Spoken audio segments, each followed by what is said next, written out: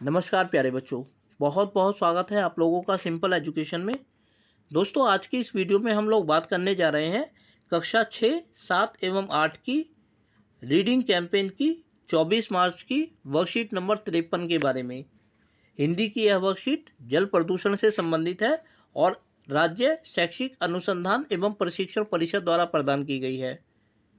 तो सबसे पहले हम देखेंगे कि जल प्रदूषण के बारे में यह वर्कशीट हमें क्या जानकारी देती है, और उसके बाद जो सवाल इस वर्कशीट में पूछे गए हैं एक एक करके हम उन सवालों के जवाबों को भी जानेंगे। तो चलिए बिना वक्त जाए के हुए हम लोग आरंभ करते हैं आज की इस वीडियो में कक्षा 6, 7 एवं 8 की 24 मार्च की रीडिंग कैंपेन की वर्कशीट नंबर 53 के बारे में अपना अध्ययन जल प्रदूषण के बारे में। जल प्रदूषण, यह बात एकदम सही है कि अगर पृथ्वी पर जल ही नहीं होगा तो जीवन नहीं रहेगा। संसार के सभी लोगों के लिए जल अमूल्य संसाधन है, जिसे पीकर इस धरती पर सभी प्राणी, पशु पक्षी और पेड़ पौधे जीवित हैं।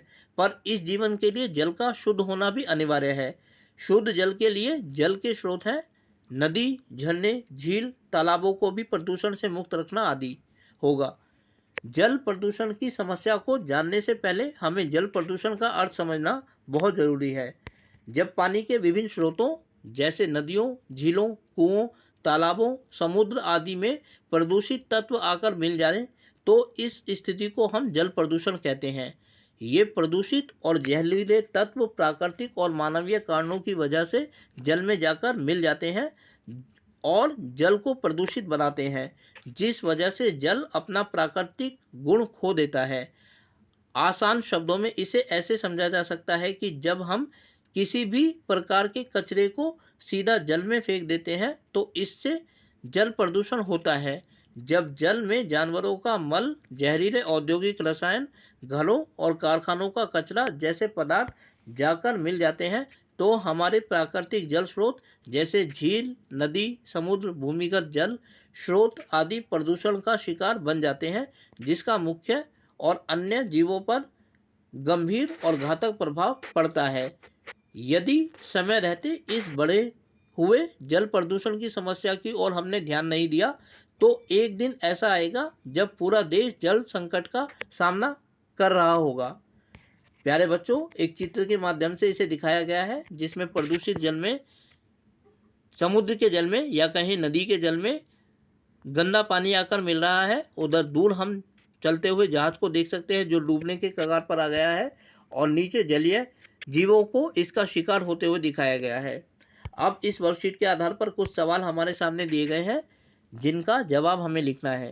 प्यारे बच्चों, यहाँ जगह की कमी है, इसीलिए यहाँ इन सवालों के जवाबों को लिख पाना बेहद मुश्किल है। इसलिए अन्यथा हम जानेंगे कि इन सवालों के जवाबों को हम कैसे लिख सकते हैं।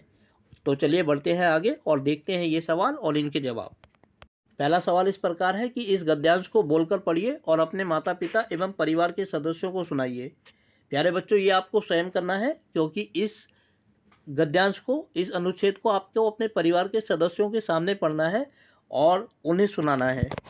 अगला जो सवाल है वो इस प्रकार है कि इस कहानी में जिन शब्दों के अर्थ और उच्चारण में आपको कठिनाई हुई उन शब्दों की सूची बनाइए तथा अपने शिक्षक, शिक्षिका या परिवार के सदस्यों से उनके अर्थ और उच्चारण पूछकर उनका अभ्यास करें। तो प्यारे बच्चों, इस वर्कशीट में जो महत्वपूर्ण शब्द आए हैं, जो मुझे लगता है जिनका अर्थ आपके लिए जानना थोड़ा नया होगा या उनको पढ़ने में थोड़ी सी दिक्कत हुई होगी, वो मुख्य शब्द इस प्रकार है। पहला है अमूल्य। अमूल्य मतलब होता है ऐसे तत्व जिनका कोई मूल्य ना हो।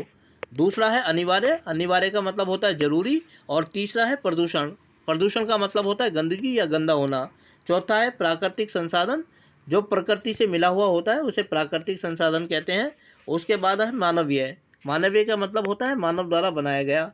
और उसके बाद है औद्योगिक रसायन, अर्थात उद्योगों से निकलने वाले जो गंदे पदार्थ होते हैं उसे औद्योगिक रसायन कहते हैं।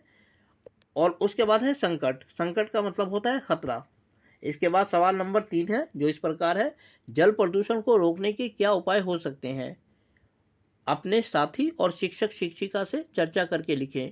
तो प्यारे बच्चों, जल प्रदूषण को रोकने के अनेक तरीके हो सकते हैं जिनका इस प्रयोग हम अपने जीवन में कर सकते हैं। इनमें पहला है मानवीय व्यवहार में परिवर्तन। जो सबसे ज़्यादा ज़रूरत है वो मानव को अपने आप को बदलने की है, क्योंकि हम देखते हैं अक्सर कि इंसान अपने गंदे कूड़े करकट को, पूजा की हवन सामग्री आदि को नदियों के जल में या बहते हुए पानी में प्रवाहित कर देते हैं, जिसकी वजह से जल प्रदूषित हो जाता है।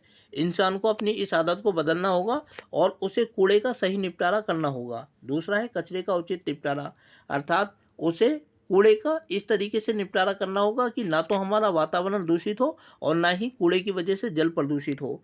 अगला है कारखानों का दूरस्थ होना।